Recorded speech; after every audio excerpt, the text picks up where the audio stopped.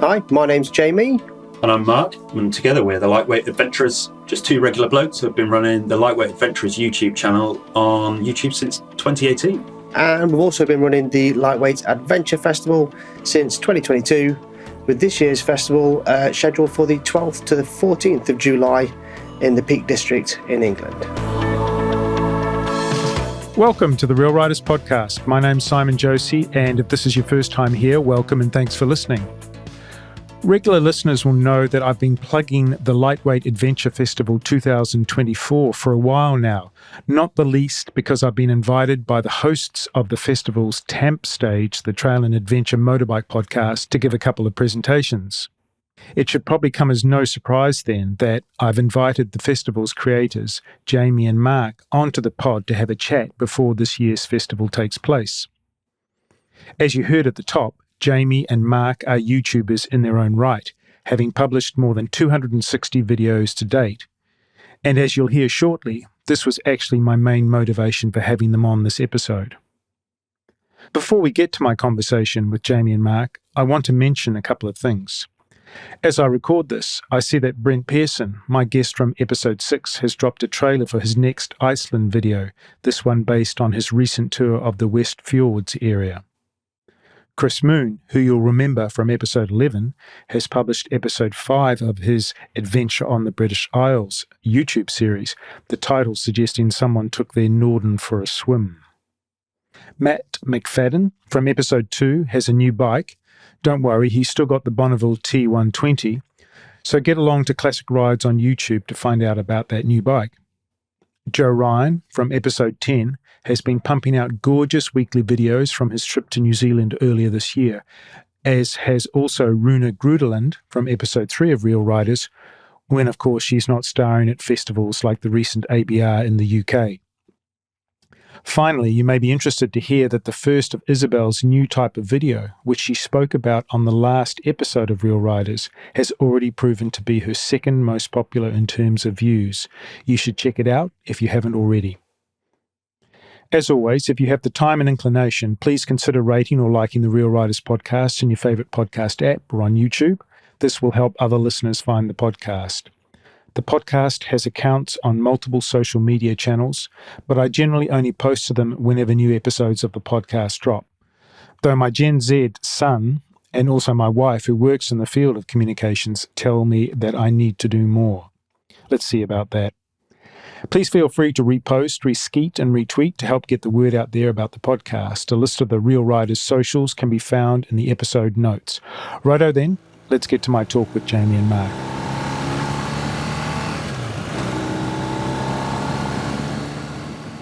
Hey Jamie, hey Marc, welcome to the podcast and thanks for being my guest today. How's it going? Yeah, it's going well. It's actually going really well. We've got a few things going on at the moment, and I'm definitely Marc's busier than I am with our Lightweight Adventurers sort of world, but things are going pretty good at the moment for both of us, I think. Yeah, man, just totally maxed out at the minute with the festivals coming up. It's, only a few short days away. It's just getting all those last few bits into line.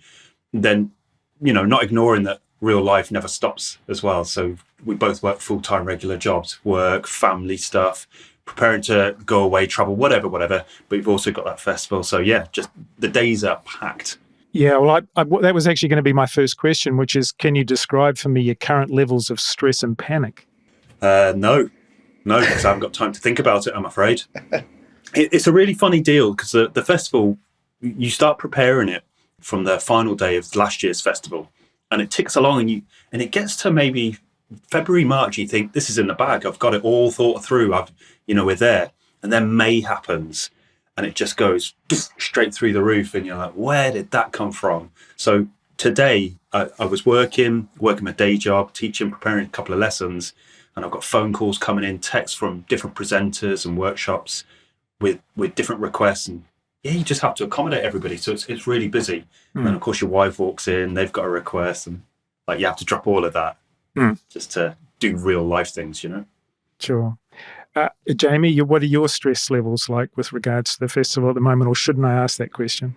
No, for me, actually, like Marc said, that things have kind of ramped up in May, which is exactly the point at which I kind of dumped the two guys in it. So the other two guys that are running with us are Mark and Jim. And I've moved out to the Middle East for a teaching job for a little while. So yeah, I feel really guilty that the guys are working over there, but it makes it really difficult to try and answer phone calls and stuff like that. But so my stress levels are in a different place just because of setting up life in a different country. Whereas from a festival side of things, I suppose my stress levels are high in the sense of the last 2 years has been very hands-on, and I've known all the decisions, and Mark and I have bounced off pretty much every decision. And this year I've had to acknowledge the fact that those two guys are making decisions without me being in the loop, and that's a very different place. But luckily enough, Mark and I trust each other, and we've done that all the way through both the YouTube channel and the whole setup of the festival. So yeah, I'm in no doubt. I've got no sort of fears about the quality of everything that's happening, the decisions. I just feel bad that I'm not pulling the same level of weight, I suppose. But luckily we're good mates all in the team. So yeah. And if it goes wrong, you're not going to be there anyway to take the flak, are you? So that is true. That was the reason. Yeah. I've not even started the job yet. It doesn't start for another 2 months. Okay, as you both know, I've decided to avoid asking you guys about your history as friends and collaborators and your history in motorcycling, because I feel that's been well covered by other podcasts already. And I suggest anyone who's interested in Mark and Jamie's backstory to check out the following.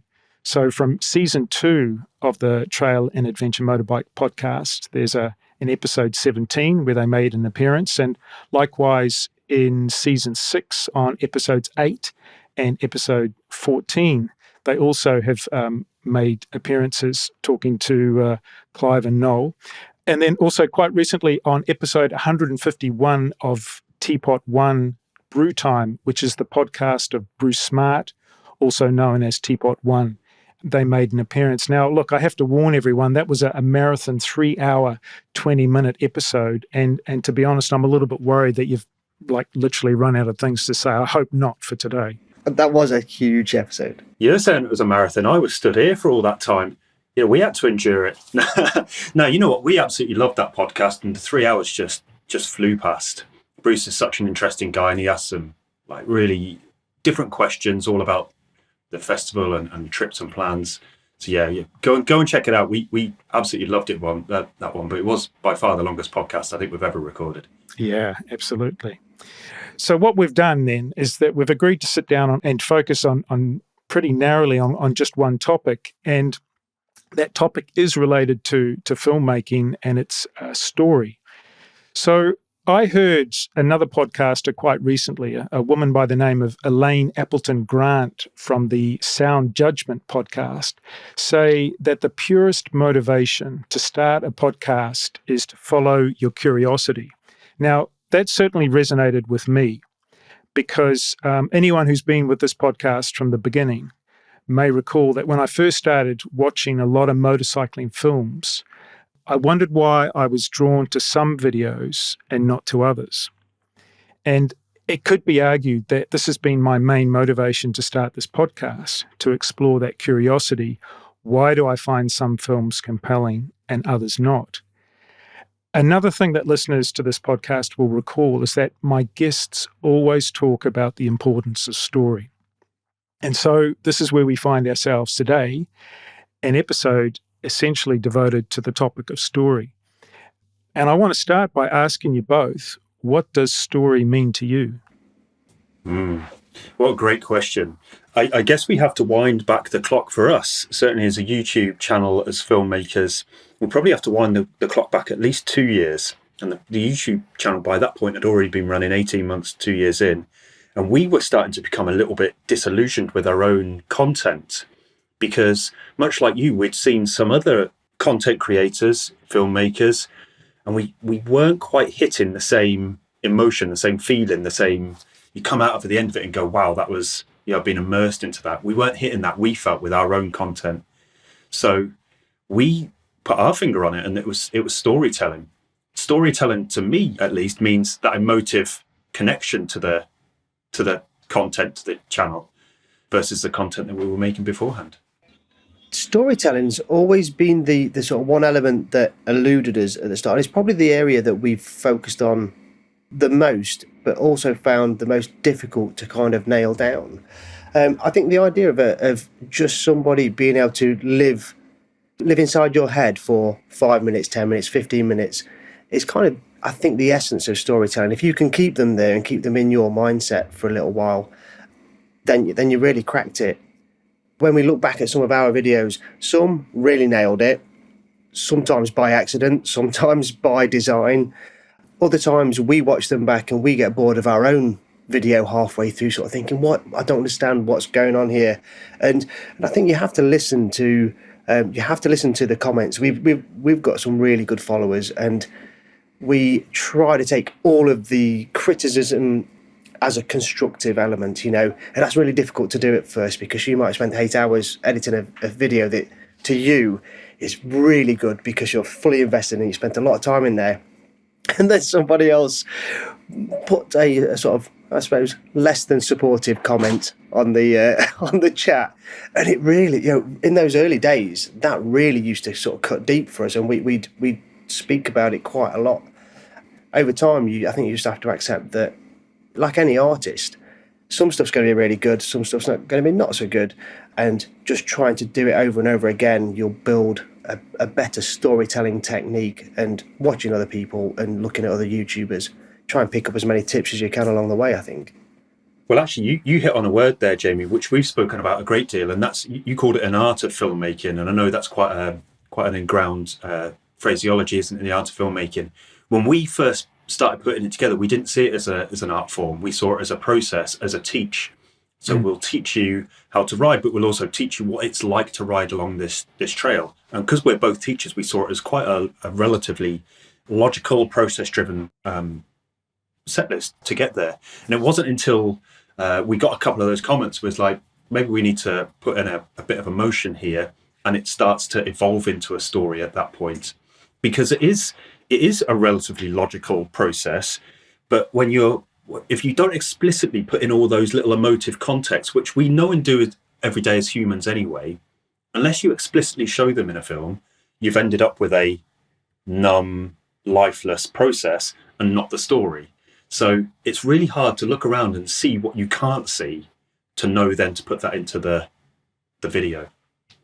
So when you're thinking about this, are you referring to everything that you've made or only certain types of videos? Because I think I looked today and there's something like just over 260 videos on the YouTube channel at the moment. Mm-hmm. And there's quite a variety of different types of video. You've got your travel videos, but you've got a lot of review videos and also instructional videos. So when you talk about your storytelling, do you apply that across all different types of videos, or are you only thinking of the more traditional, we're going on a trip, let's make a story of this trip?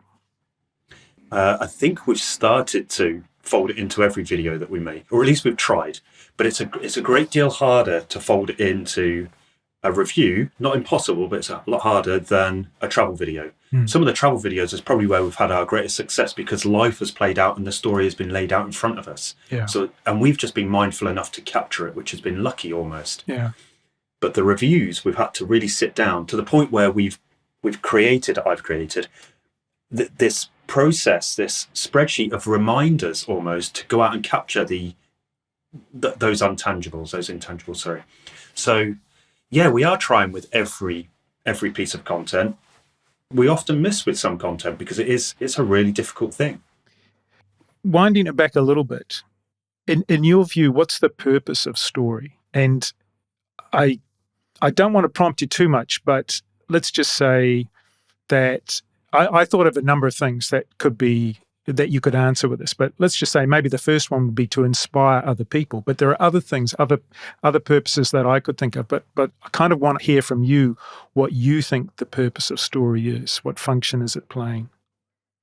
I think for me at least, and I think Mark will probably be not too far away, we've definitely chatted about it. What the video, and I suppose it ties into being the purpose of, or what I believe to be the purpose of the story, is to allow somebody to be able to easily absorb the content, easily absorb what it is that we're trying to convey, and not get bored by it, and keep them sort of entertained throughout that 3, 5, 10, 30-minute video, whatever it might be. So historically, when we've put stuff together, we might jump around a little bit before we started to really understand all the nuts and bolts of how it kind of goes together. And we're still by no means perfect at it. But I think the story itself helps people be able to kind of live through it in a logical sequence so that they can kind of fully understand what it is that's happening without being sort of blindsided by certain bits of information or certain tangents, although that does sometimes happen. I guess my thought process on is somewhat of a halfway house between what both of you guys have said, because I want it to be so the person watching it can almost relate to what I'm going through. So it's in part inspired because they can then, in their own imagination, put themselves in my position. But it's also to be easily absorbed, because if it's not easily absorbed, then they can't be in the environment. So for me, a story needs to be able to say to the viewer, the reader, the listener, this can be you. It might not be you, but it could be you. You know, when you're reading a really great book, you can, in your mind's eye, you see yourself in that situation, in that context. If you're listening to a really good podcast, you can go, I think that, I saw that. And likewise, a video brings both of those contexts together in real life. A movie might be so wildly out there, but if you're watching a sci-fi movie, in reality, in your head, you're walking around the spaceship, aren't you? And so that's the context of it. That's why you need to be so good at all these peripheral things so that you can get the person to imagine it from their one point of view. So you need to fill in all the blanks which we see from day to day. If you just see it from your own eyes and show it from your own eyes, then you're going to miss out half of that story, you know? What about the function that story plays in helping us sort of absorb information? And if I can give an example, sometimes I'm listening to a podcast. I listen to a lot of different podcasts, and I find that, like, if it's an interview podcast, if someone's talking about their opinion, shall we say, sometimes it can, my attention starts to wander. But when they start to tell a story about having done something, I suddenly find I'm clicked into that. I'm able to focus a lot more on what they're saying. So what I'm asking here is it through storytelling that we're better able to absorb information? I agree with that. I think storytelling's absolutely emotive, and if it's not emotive, then you kind of lose the storytelling. It just becomes a list of words. You know, storytelling's been around thousands of years. It's been in campsites and round fires, and the ability to regale somebody with a story that probably imparts some sort of knowledge, some sort of education, and allows, like Mark said, that person to kind of connect with that story and go, oh, I could see myself having to fend against a lion. Okay, I'll listen to this person talking about how they achieved that. And I think that's kind of that emotive element of really being able to, key into somebody's feelings, how they felt at that time, especially if you can show those emotions through the story. It really does allow that connection. And connection, I think, is probably the essence of a good story, isn't it? There's some great YouTubers out there. Mark and I watch largely the similar ones, but that are able to really pull you in to what they're feeling, what they're understanding. And I think it's that emotive element of the storytelling that really allows you to sort of fully invest in what it is that they're experiencing, I suppose. I think there's a key here that we've not explored yet, and it's that storytelling at its most authentic point is the spoken word story. Because when you come from a spoken word story, it's typically about the person telling the story or about another person that they're telling the story of. So you've immediately got that human connection. When they say, oh, well, I was walking along this point, you know how a person walks, you know what it is to walk along one of these points, so you can already connect yourself with that one. It's when we talk about things that aren't person connected, aren't people connected. Maybe we're talking about a story about a piece of equipment like a motorcycle or a piece of camping equipment. That's a very different thing, isn't it? So unless you start saying, well, this was my experience, and then I'll tell you a story about how I used this kit, that's only one type of story, isn't it? And actually there's a wide range of stories away from that you need to be able to learn to tell to be a good, true storyteller. If it's all first person, this is my experience, well, that is the most basic of reviews, and that's probably where we've been on our YouTube channel in that first 18 months, certainly, when we were trying to tell a story. This was my experience. That was the start, the middle, and the end. well, actually, if you want to make it a much more complex story, maybe you've not used the equipment in that context yet, so you can't tell that story. I want to go back to something you said right at the beginning there, which is that it has to be verbal. But I actually want to challenge that a little bit because, if we talk about filmmaking as an art or a skill or whatever, people make films, they convey stories without actually dialogue or even, subtitles or anything like that. So could you imagine putting yourselves in a position like challenging yourselves to go, okay, we're going to do a review of this piece of equipment, but we're not going to use any words? Absolutely. And you know what, we've tried that. So just to come back on you a little bit, I'm not saying that it has to be the truest sense to be spoken. I said it in the most authentic space it needs to be spoken. So by which I mean it's the most truest and the most nucleus of it. It comes down from being the spoken word. And then off the back of that, it's grown into this amazing storytelling tree where we've got all different types of storytelling. Right. And I would love to be able to get to the point of doing that silent story. And I know I've tried it once or twice and actually it got really great engagement with people on YouTube. When you can tell a story of something that's happening without the spoken word, you've got a much deeper connection. It's not as authentic, I don't feel, because you can meld it. But it's deeper. It certainly appeared deeper when I tried it on the channel. So yeah, a different way of doing it. I would love to try and tell a full content review without the spoken word. I think that'd be quite a nice challenge. Maybe I'll go off and do that. We've definitely done it. We've definitely done it with a concept or an idea of a story, haven't we? Not so much with, here's a Triumph 400 Scrambler. I'm going to tell you all about it without saying a word. And I think that'd be difficult. I think it'd be amazing if we could. But I think the other element, we've talked about the idea of the words, the physical element of the words. Obviously, in videography, there's the visual element. But I think that one of the biggest keys, if you're not going to use words, obviously, is audio, is the music. Because the music really does move that, both the pace of the story, the emotions of the story. And yeah, Mark has done a couple of those. And the music was a real key element because it can show despair, it can show joviality, it can show excitement and all that sort of thing. So as much as you might have those three things and, well, I need those three things, you need to put them together in the right way. Otherwise, if you mismatch them, if you get the wrong music to the wrong image, then actually all of a sudden the brain's very good at lining all those things up and going, oh, that works, that doesn't work. But it might not be able to tell you why it doesn't work. It just goes, that doesn't work. I just don't like it. And so that's a key element of trying to tack all those three things together, I think, for it to be successful as well.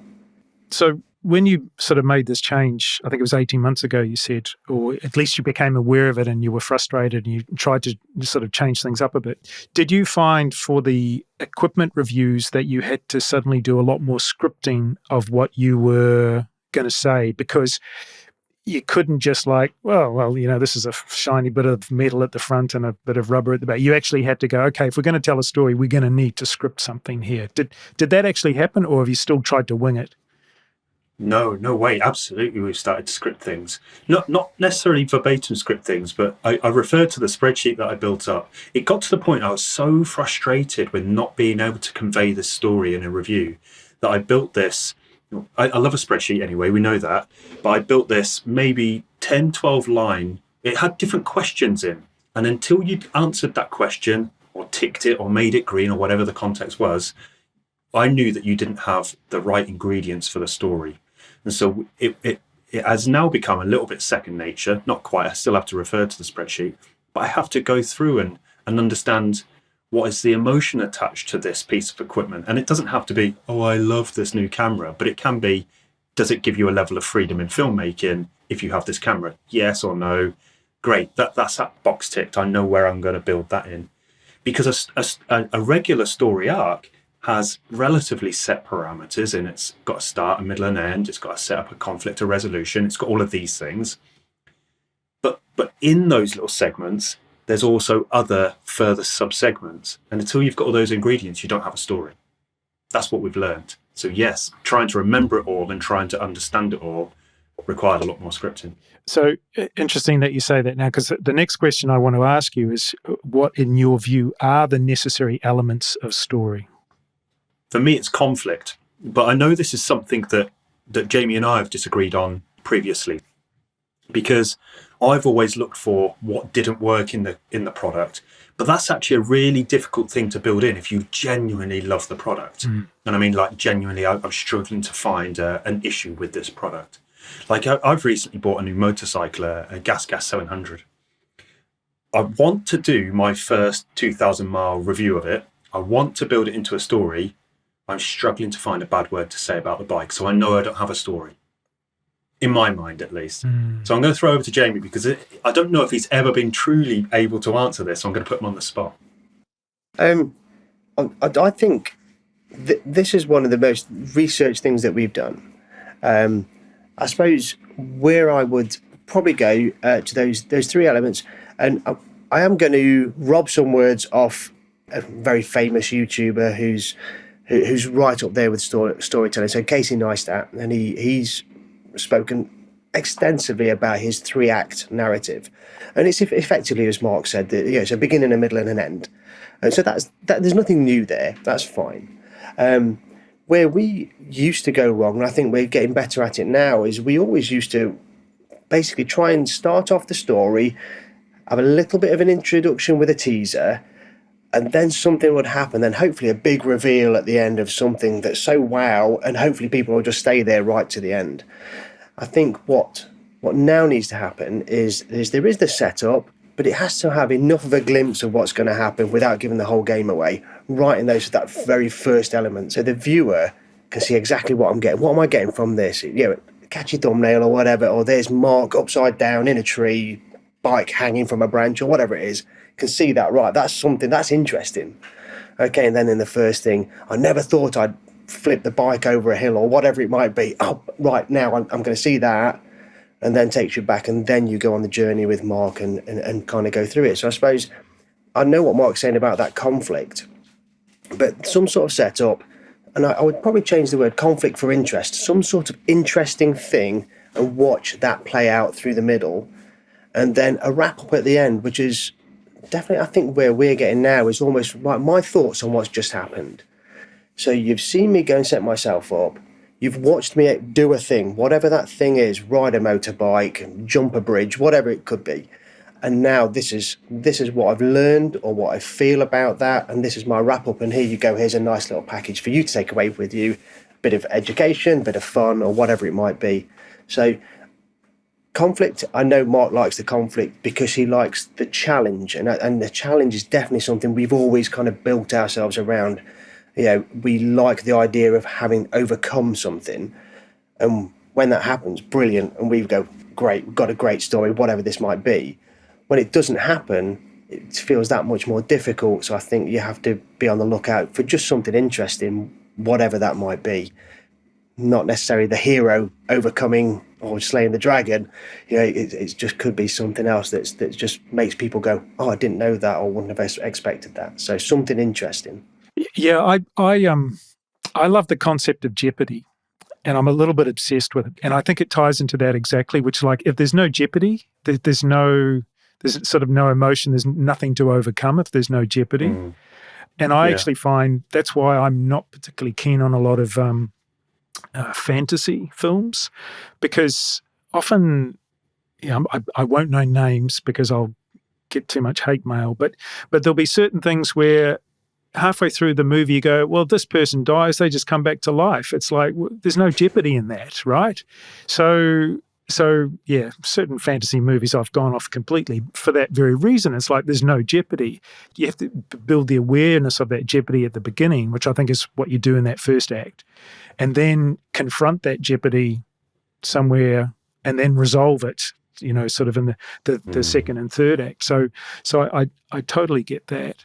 Jeopardy was actually something that I've tried to build into a review recently, and I failed miserably. I've not put the review out because I wondered if I would enjoy this piece of equipment. I won't say which piece of equipment it is. Jamie probably knows, but because I'm going to release a different video on it. But I filmed this whole video about will I like this thing? Because I've always typically said that I don't like this style of equipment.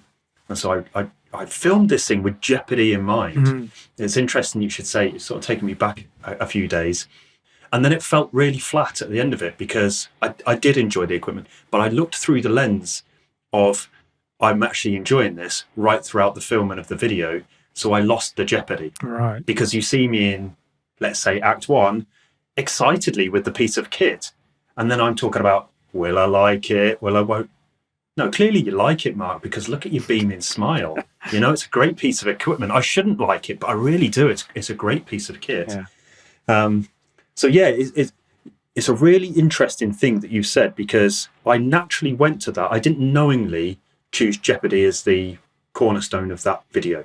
So it's really interesting you should say that. Maybe I should go back and revisit the idea.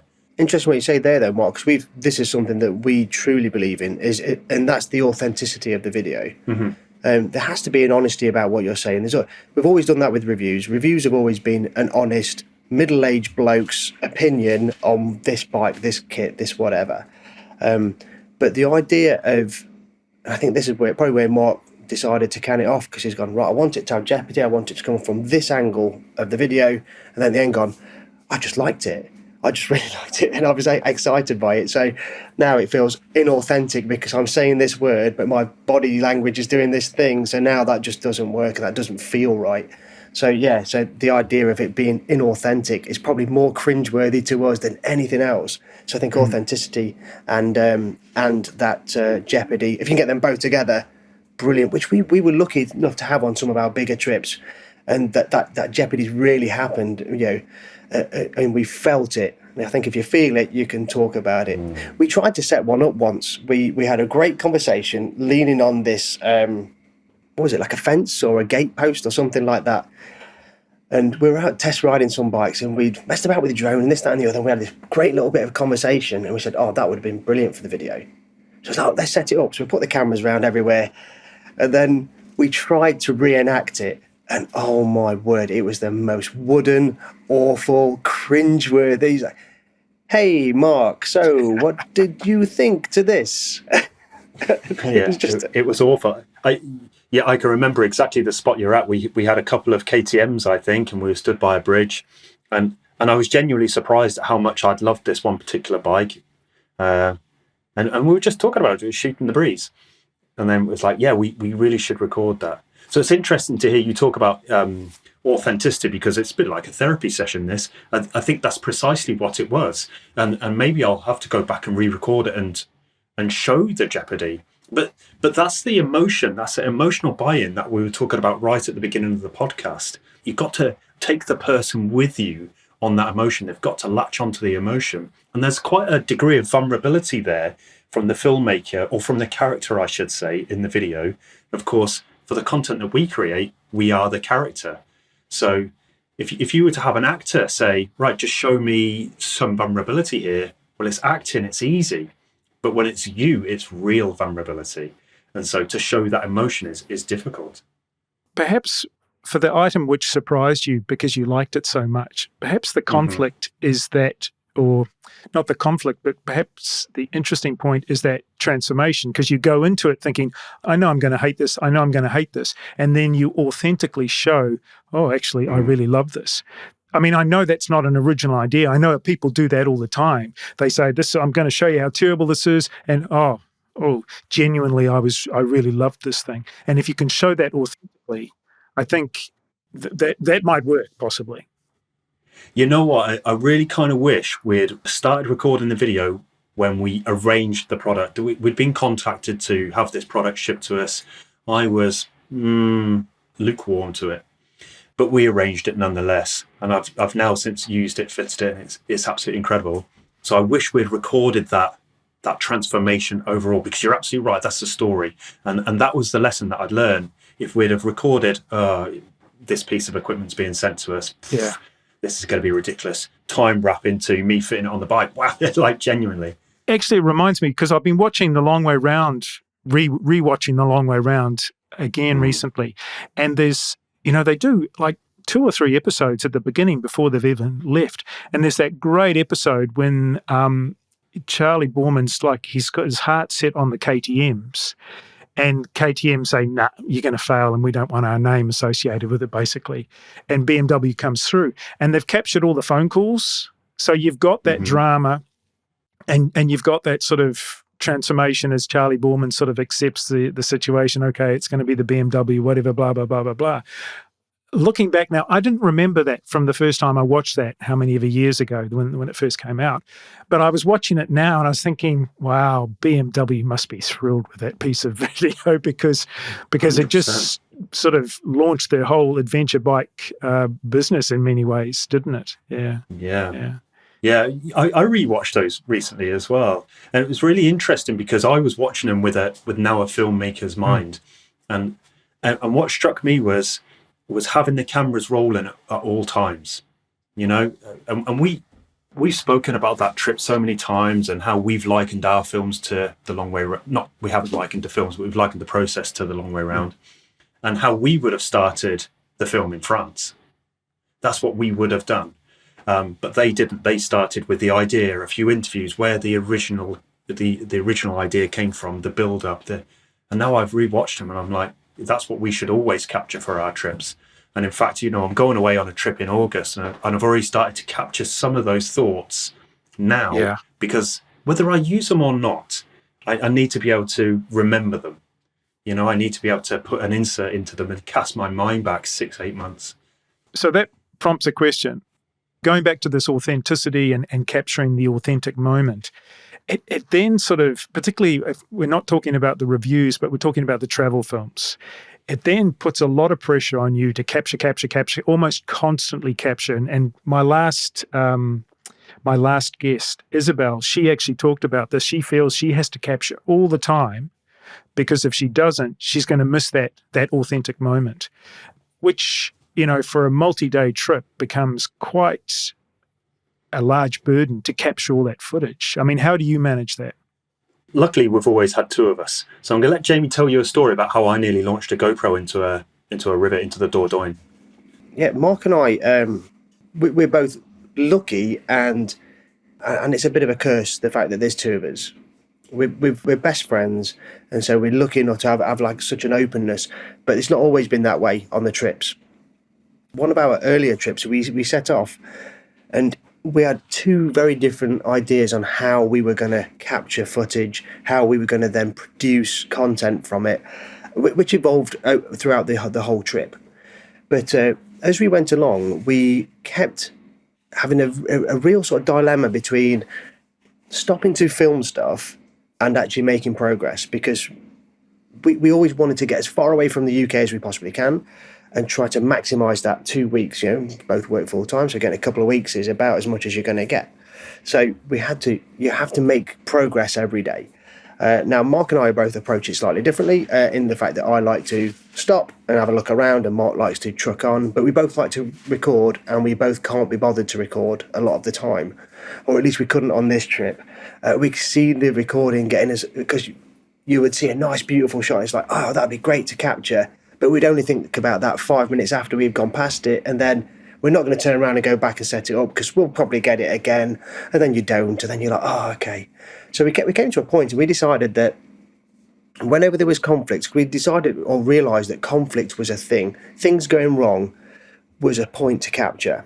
And so we started filming all of those bits as well as everything else, because they're the real life emotive moments. So we got, on the way down in Bordeaux, we had a morning after a couple of light wines. I think they were alcohol-free. You'll have to watch the video. Sorry, no. I'm not going to let you get away with that. It wasn't just a couple. It was a couple of bottles each, I believe. It really was, yeah.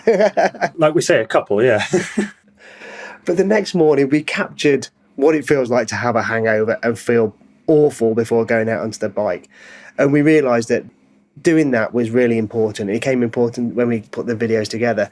But there was this one point, and we were back on our way up through France, and we'd had a great trip. We went all the way down to southern Spain, making our way back up through France. And Mark had a few mishaps on this one day. Life just wasn't handing him a lovely day. Life was giving a few problems to overcome. And it all came to a crescendo. I think he lost part of his tent, he'd lost a few other bits, something else had broken. And it came to a bit of a crescendo that night when we got this idyllic camp spot. It's beautiful, right next to the Dordogne. River's just running there, like a lovely ambience. And Mark was just setting up his camp because we managed to find his tent bits, although we weren't sure we were going to. We thought we were going to have to go via Decathlon and buy a new tent at the time. But so he's getting all set up, rolls out his roll mat and everything, starts pumping that up to find it had a couple of holes in it. And it was the last straw, and it was just at that point, and he sat, and my first thought was, I'm going to get this on camera. So I got the camera out, and it was one of those few moments where he just looked at me dead in the eye, and it gave me such a threat. I'm not going to repeat it on here because I don't think it's the right language to use. But he left me in no uncertain terms about what I could do with this camera, and that maybe I shouldn't be filming him at this point in time. And you know what? I look back at it now. You told me to calm down. I had to calm down. I had to dip my head in the river. Then we hugged it out. We went and had a couple of beers. So everything was good, but I was furious. And I look back at it now, and I'm disappointed we didn't capture it, because it would have been brilliant. Imagine Jamie standing off and me just genuinely furious, because I was just so genuinely furious, having to go and dip my head in the river because I'm just to cool down. Imagine we had that on camera. It would have absolutely been brilliant. And I know that. But at the time, there was absolutely no chance he was pointing that camera at me. Has that reflex developed, do you think? Do you think now if that happened again, do you think you've got I hate to use the word control, the self-control, but do you think you could actually sort of put yourself outside yourself and go, I feel really pissed off about this, but I've got to capture it because it's just, filmmaking gold? Yeah, we are getting a whole lot better at it. I'm not going to say it's easy. When we were coming back from Bosnia, when we just had a like 3 or 4 days of really poor runs with punctures, and we were stranded through a border crossing at the time with a flat tire, probably 100 miles from nowhere, and we were pointing the camera at each other. And I think both of us had a few concerns at that point, but we were well aware that would make for good movie making. So the movie starts to become a little bit awkward, but it's still in there. And so I guess what I'm saying is we're not all the way there. We've not got it nailed yet, but we've got a whole lot better. And maybe that awkwardness comes across on film, and maybe that's a good thing because it's real. Yeah. I don't know how I would achieve that, though. It's a great question. I don't know how I would achieve that if I was on my own, because I know if I was on my own, I wouldn't have the mind capacity to go, I'm going to get a camera out here and film myself being annoyed. So it's a really interesting point for solo filmmakers. Absolutely. I mean, overall, how would you assess your level of satisfaction in terms of the extent that story plays in all your videos, all the different types of videos you make? I don't think you're ever happy. I really don't. I think we've had some real success, but then as soon as it's finished, you wish you could go back and edit it. And we've got certain things. So our Bosnia trip, we look back now, we know we've got all the ingredients to make a much better film.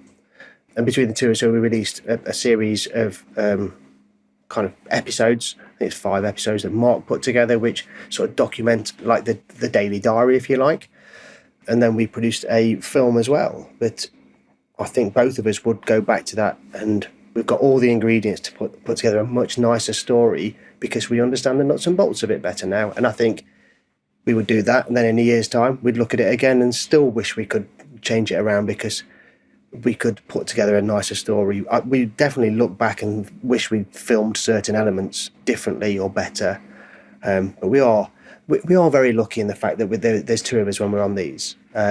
We've both got an individual challenge now of doing this solo at the moment. But that having 2 people, having a cameraman while you're trying to do something does 2 things. One, it allows you not to think about anything. You can just do something and they can capture some footage. B-roll becomes much easier. But also, we were talking about the script earlier on, and when there's 2 of us, it's much easier to bounce off somebody else or be stood there trying to think about something, and I'll do it to Mark and I can't get some words in my head, and he'll say, mate, just say this, this, and this. And not word for word, but talk about this, then this, then this. And I'll go, okay, brilliant. And then I'll forget it instantly and go, Mark, what was it again? And a couple of times in, and we'll get it out, get it all squared away. And vice versa, we do that obviously for each other. But that solo element, I mean, obviously the long way around never had to worry about that. They've got Claudio there, and they didn't have to worry about any of it, any of the edit or the storytelling or the video. You know, it's just go and do something. And he caught, you know, all the highs and the lows, and I think that's a really lucky place to be. It'd be nice if we all had a Claudio riding along with us, wouldn't it? I would still rate our story making, and maybe this is me being overly self-critical, but I'd still rate it as very low, because for such a long time we weren't building story into any of our content. Now we've got into it, we're at the first couple of rungs of the ladder. But the real trick with story, it can only get richer and richer. There's never an end point, because you can have the most basic story to infinite richness of stories, you know, and the book just gets bigger, or the film just gets deeper or richer. And so it's really hard to say I'm at stage 1, because there is no stage 5, 6, 10, 100, you know, so it's hard to judge the scalar of where you're at with it. But I guess that the real beauty of it is the story is created in the edit for a film, because that's where you add sound, it's where you add B-roll, it's where you chop and change things. So it never really matters where you are on the story making ladder when you film it. It's where you are when you edit it. And as long as you keep the footage, then you can re-edit a video, like Jamie says, 5, 6 times over. It counts for nothing in that sense. Do you feel an obligation to be always 100% truthful to the viewer? In other words, of course, in the editing suite, he says grandly, you can chop and change things around, and you can play with the truth a little bit. This is something that actually Thomas Hansen talked a little bit with me about way back in episode 1. You know, it's a film.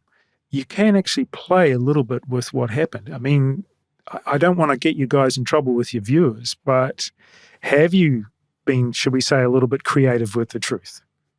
It depends on the sort of video that you're making. If you're making a product review, then no, we're always honest. And that's something that Jamie and I decided on from the first day that we ever did a review, because we hate being missold products because somebody's played with the story. If it was a trip, then I can absolutely say that we have molded the story. I'm going to go into no further detail because it will get me into trouble. One of the times that we the most often time the way we mould stories is when I'm doing an edit and there's something I can do or chop or change to make Mark look stupid, and so I'll edit that bit, and vice versa. You know, you can almost figure out who's edited the videos by who looks the most stupid throughout that video. But yeah, and I don't think there's.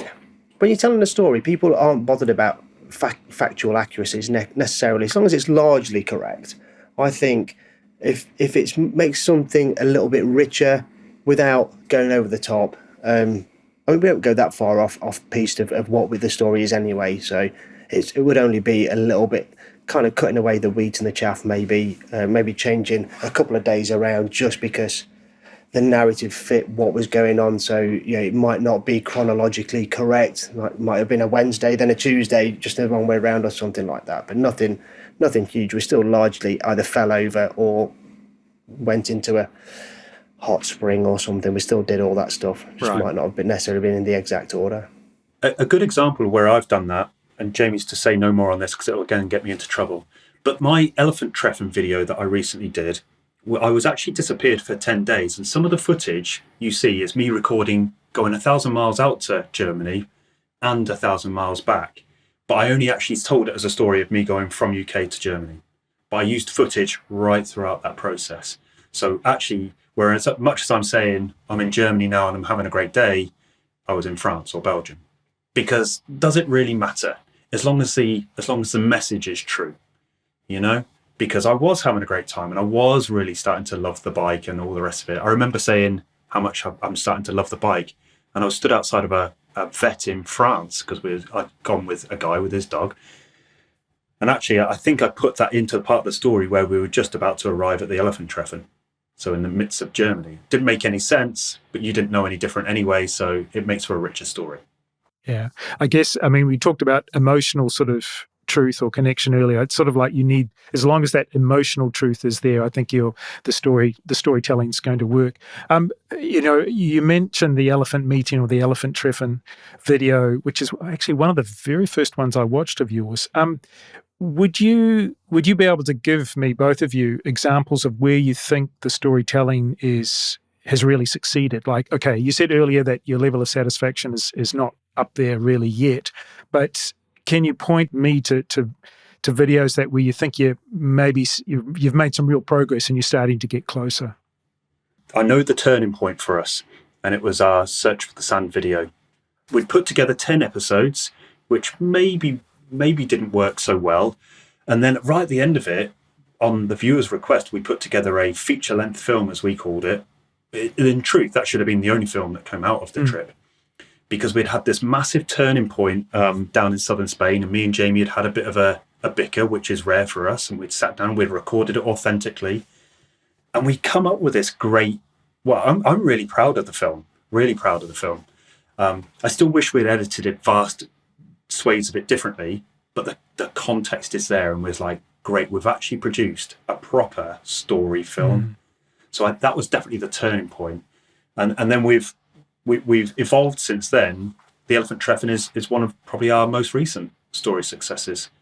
I was really proud of that film, and I remember showing, because Jamie didn't come on the trip with me, I remember showing him, so I was genuinely very proud to show him something. Yeah, I love the Elephant Treffin, and I think what is its biggest credit is it really gave me a sense of FOMO. It really made me feel sad to not be there. Yep. Because I had an opportunity, and life and things changed. I just couldn't go on it. I can't remember the reason why, but yeah, it did a few things. One, I think it really made me understand what the Elephant Treffin was about, which is hugely important, I think. It also told a really nice story of two guys. There was Mark and Dave, and they were off on this trip, and neither of them really knew what to expect. And then there was this revelation of, oh my word, what the hell is this thing? And then there was Act 3, which was like a reflection on it. And wow, we've just experienced this. This is so far removed from what we would have before. So I think it, in the truest of sense, had that Act 1, Act 2, Act 3. And I thought Mark's videography and the way he edited it all together was really, really nice as well. And there's that one. And the other one that I really liked was the one that Mark did locally. Went and he talked about his mum, and he ended up going to the Prime Meridian. And it was a very simple story, but that had an emotional attachment. And I really liked that video of Mark's, which had some interesting shots, which you could tell that he'd just watched. Who's the guy that did... was it Budapest Hotel or something like that? Wes Anderson?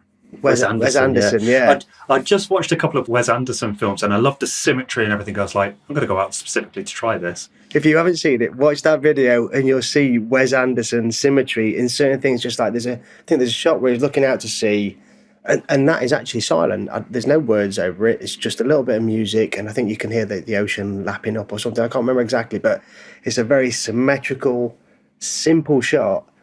And I think there's some really good ingredients in that video as well. I really enjoyed watching that one. So there's a couple of videos there. And actually, thinking about that video, you just reminded me, we were talking about truthfulness. When I was editing that video, I realised I'd actually set out to tell the story of the Prime Meridian. I hadn't realised it was next to my mum's birthplace. I just hadn't clocked it. Okay. My mum passed away a few years ago, so I sort of went and reflected on that one, and that became, so the story changed. And when I got home, I realised in the edit that I didn't have some of my thoughts and feelings on the whole thing. So I sat in my driveway, but I cropped the video in so close and then overlapped the sound from the sea, so it feels like and looks like I'm sat at the seaside. I'm not. I'm sat 100 miles inland in my driveway. And so that's the level that I'm prepared to bend the truth, but as long as it's authentic still. Yeah, well, I think that's what we've been talking about for sure. Do you feel constrained by a particular point of view and or style of filmmaking to convey a story? And let me explain a little bit what I mean by this. When I mean a particular point of view, I mean, for example, a first-person perspective. Could you imagine creating a video where you're not talking to camera, where you are the subject of the film, but there's a third-person point of view filming you effectively doing, going through the story. I mean, I don't think you've done that, if I remember correctly.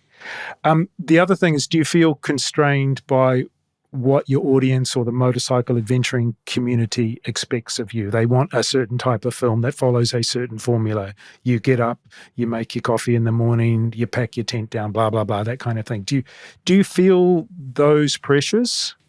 And if you do, what steps are you taking to overcome them, those constraints? And if you don't, when can we expect you to start experimenting with these different styles? Well, it's a brilliant question, simply because I have an example where I felt those constraints and I gave in. Because we had gone down to Austin Vince's film festival last year. It no longer runs, unfortunately, but a brilliant film festival. And I thought to myself, I want to go down and film this artisan film of going to a film festival. And I pitched the idea to Jamie of this mad director directing this silent film of this man going to a film festival. And I was going to film it in sort of the third person removed almost. And I pitched it to Jamie, and right enough, he just went, I don't get it. And I thought to myself, if Jamie doesn't get it, our viewers won't get it. And we're going to make this whole video about this very cool last event. And if the viewers don't get it, the event's gone wasted. And so we filmed what I would consider a regular video about the event. I actually still enjoyed the video. It was a regular video. Jamie, I want you to chime in here before I venture an opinion, which I shouldn't really do on this podcast at all. But I'm going to say something. But please, Jamie, I'd like your opinion or your view on that. It's not something that I would watch. It was definitely not something I'd been exposed to, and I thought Mark was getting really excited by it, and as Mark knows, and everyone that knows me knows, I'm generally I'll go along with it. And I think I even said it at one point. I went, if you want to direct me, I don't really know what you're trying to do, but if you want to go for it, because he seemed really excited by it, so I was happy to go along with it. Although I just didn't get it, and I said to him, I don't get it, mate, and I don't think our viewers will want it. And I think that for us is a big element, understanding what they want. We have tried to go off-piste a couple of times, and actually we've had a few comments recently saying, just go back to it, I just want to watch you go down green lanes. And there's an element of us that has to stay true to what we are now, because we don't want to just do that. That was in our first year or two of learning to ride a bike, and we took people along our journey, and it was just very much almost a documentation of us learning to ride bikes. We tried to tell it in whatever storytelling method we had. But as now we're starting to... There's a lot of different avenues that we want to go. There's a guy that we follow, and I'm sure you must have heard him. It's a guy called Bo Miles. Oh, yeah. And he's an Australian storyteller. He's very good at it. But he's thought of as the backyard adventurer. That's what he's kind of made himself out to, or his mantra is. And it's very similar to us, being able to have local adventures in that sense.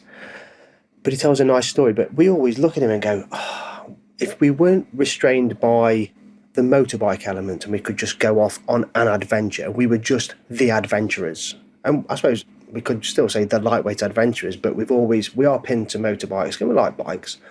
But the idea of going off on a kayak, we talked about this, we recently bought one, and I think Mark's going to go and kayak down a river in a very Bo-esque style of exploring the world. But, the idea of going in a treehouse for the night and just having that experience and that adventure. So I think we have to be very careful that we build a channel, and I know Mark agrees sort of quite deeply on this, build a channel around our audience that want to see us go and explore on bikes. And if we pivot massively away from that, then, well, that's not what they're here for, They're not subscribing to that element, although hopefully they're subscribing to us and our wackiness a little bit. Yeah, so I don't want to sound like I'm sucking up to you, Mark, but I watched that the last film festival video quite recently, just earlier this week. And as it started, I thought, this looks interesting. And I loved it until you basically got to the campsite, and then it sort of reverted back to form. But one thing I realized, and I hope everyone feels the same way. It's like some people like some things, some people like other things. It's important for you to try and understand what you like, but you've also got to recognize that what you like is not what other people like. And I see that, I mean, because you see the comments on YouTube. I mean, I see these videos that 20 minutes of just point of view, GoPro, boring roads, somewhere like the Netherlands. Sorry, don't hate the Netherlands, but it's a bit boring. And then you see all these people say, oh, how much they love the video. And I go, okay, I just see the world in a different way. And I have to accept that and move on. But yeah, what you need to do, Mark, is start another channel, just yourself, and make your third person, view videos, because that'd be great. And you know what? We've both thought about that, because the more and more I've started, I was bought a GoPro for my 40th birthday. Wow. My first ever GoPro. And so that's my first ever foray into recording me or Jamie or anybody else. And so I'm now only 3 or 4 years into this process, but now I get so much more excited about doing something a bit more abstract. And that lights my fire. But I'm well aware, and I probably more am the police of this than Jamie is, that there probably doesn't belong on the Lightweight Adventurers channel, as much at least. So we definitely have spoken about launching different channels ourselves, but then it's the time constraints and it's the pulls on your life and all the rest of it. So it definitely watch this space. You will see some of those projects come into the fore, even if they don't quite land with the audience, because they light our fires. They genuinely get me excited. And I think when I'm out in South America, you'll see some of those coming out, because that's my little project anyway. So yeah, I've got all of the ideas, I've got all of the energy. I need to actually do it. Talking about YouTube, how does the pressure to regularly feed the YouTube beast constrain any ambitions you have to take a different or maybe even more story-centric approach to filmmaking? I find it as a huge pressure. At the moment, if you look at all of our recent videos, Mark's pretty much been the only one pumping stuff out on our channel because of obviously my recent move, which is just another burden on top of doing all the festival stuff. And apparently he's got a job and a family and all that sort of stuff. Apparently, but yeah, we've spoken to people time and time again about how to grow our channel. We've always been a little bit frustrated with the growth of it and wanted it to kind of accelerate a little bit. And the one bit we've been told is you have to show up. You have to produce content regularly, and it has to be of reasonable quality. We've gone through a few different phases. One where we said, let's just throw anything at the channel. Something's better than nothing. Then we went through a point of going, no, we want something quality or nothing at all. And I think we've got to a sort of a happy medium now. We try to get something out every Sunday, but we don't want it to just be anything. It needs to be something worth watching, something worth. Yeah, you're effectively buying somebody's time. Yeah. You don't want to buy somebody's time and it be worth them. Get to the end and go, well, that was a waste of 5 minutes or 10 minutes, even though it was only 5 or 10 minutes. So yeah, I definitely feel that pressure, and I know Mark does, because we get at the beginning of the week going, we've got nothing for next week, and knowing you've got to film something, come up with an idea, film it, and then edit it is a big ask to do every week. Although I know people have done them daily, but yeah, it's a pressure. And we'll see that this weekend, because having filmed that video about that product, and now I want to go back and refilm it. Well, that was this Sunday's video, so the chances are I'm not going to bust it to film that or refilm it, because I will film it badly as a result to get it out for Sunday. So unfortunately, we're going to skip a week, and that doesn't fit well. Not when you're trying to turn up, because people look forward to your videos. But likewise, quality, good storytelling, that means a lot as well. So it's a constant battle. Yeah. When I started this podcast, I decided to break all the rules and said, look, I'm not going to have a fixed schedule, and because I just knew that it was going to be too difficult. I'm so dependent on finding people to talk to. I don't want to be in a situation where I feel I have to put out an episode of just me talking, which no one wants to listen to. So I've sort of limited my ability probably to grow simply because of that, but it's also kind of an artistic decision as well. But yeah, I'm also not trying to make money out of it, so maybe I have that freedom. That maybe people who are really trying to make a go of it as a business, that they have that constraint, I guess. That's a really interesting point, because the amount of times that Jamie and I have said that the YouTube is a shop window to the festival for sure, but it's our artistic outlet. And so it's whatever we want it to be. And it's interesting to hear you say that it's an artistic decision to not stick to the rules and you'll do whatever, because we've had that conversation time and time again. If it's going to be an art, let it be an art, and it will grow in whichever way it wishes to, and let's not constrain it. And yet still we feel the constraints of trying to be regular because everybody else is. And it's really quite disheartening when you see some excellent storytellers out there routinely and frequently telling good stories. So it can be quite hard to watch. But then we've got some very, very good friends who are like supreme storytellers, and they might release a film once every 2 or 3 months. And I'm welcome when they get a film. I revel in it, and I'm happy to wait another 6-8 weeks for another one. So there's no rules to this. I've just got a couple of final questions. And the first one we sort of maybe touched on a little bit at the beginning, but something that I'm a little bit interested in, because you're both educators. And I wanted to know, when you were being taught yourselves to be educators, were you advised to employ storytelling techniques as a way to connect with your students? That's a really good question, because when we were taught to be educators in the first instance, no, I wouldn't say so. Actually, we were encouraged to share stories, but only as almost a bonus to the learning process. The learning process is the learning process, and a story cements it.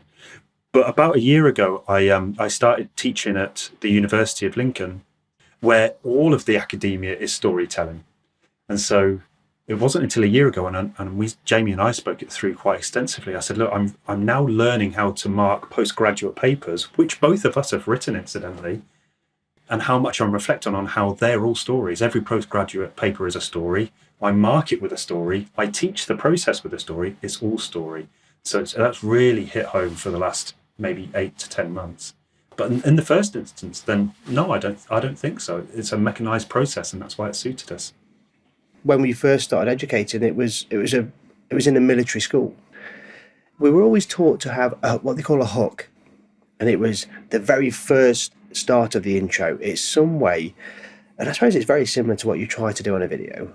It's some way of getting the whole class to go, I'm interested in what you're going to tell me, whatever it is, whether it's a Blackadder clip or whatever, something from The Office, or it could be a story, it could be a time that you were out, working on aircraft or whatever it might be. It doesn't matter, but it's that, oh wow, this sounds interesting, this subject, and then they're engaged. And I think that bit we did get taught that, and we've always done that in a classroom. We've always, Mark and I, because we used to teach quite a lot of classes together, and we would always go in with good energy, because we know that what we put into the classroom is likely to come back.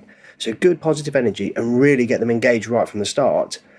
And I suppose it's taken us a while to just transpose all these skills, because we have written academic papers, and then, like I said, Mark says, only recently we've gone, all of this stuff is exactly the same.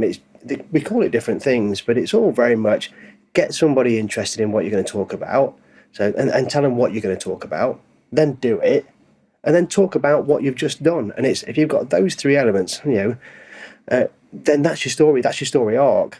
Tell them what they're going to get, let them get it, and then tell them what they've had and your thoughts on it. And there you go, there's a story packaged up, and it is exactly the same as a lesson. I think what we're realising here is, for educators, and we've both been educators for 10 years, we're relatively slow to learn. Okay, last question, and it's the question I always like to ask my guests, and I'll get you to both answer one after the other, and that is, does the filmmaking enhance or diminish the pleasure of a motorcycle ride for you? I think it's a brilliant question, and I think I'm going to say it does both. It gave us, definitely at the start, it gave us a purpose to go out. It was an excuse to go out riding, so we probably went out riding more than we would have done if we weren't filming it. So getting out and exploring was kind of to make a video, and that was brilliant. But there are definitely times where we have gone out on rides and gone, we've just enjoyed this. We have got to the end and gone, I wish we'd recorded it. But sometimes it's the idea of just riding your bike with your best mate, having a laugh, talking absolute rubbish across the intercom, and not having to worry about or have any pressures on filming it and just let the adventure happen, then that is lovely as well. So I would say, for me at least, definitely it has been both. And I would agree with Jamie, but I would say on the balance, it's enhanced it versus diminished it, because I was recently invited to go up and ride in the Lake District with some friends, and I didn't film it. It wasn't my film to make. Somebody else was filming it. And every time I saw it being filmed or a piece of camera was being made, I was like, I could make a great little video out of this. And so on the balance, I wish I was recording more than I do. And in fact, every time I go out and I don't record it, I think that's an opportunity wasted. And so from that perspective, it's enhanced it. Adding to that, the filmmaking, the YouTube, any content creation has made me grow extensively as a motorcyclist, because I've tried different things, because I want to record myself doing it. And as a result, I've done more, I've tried more, I've learned more. It's been brilliant. So actually, I would say there's a propensity for it to enhance it versus diminish it.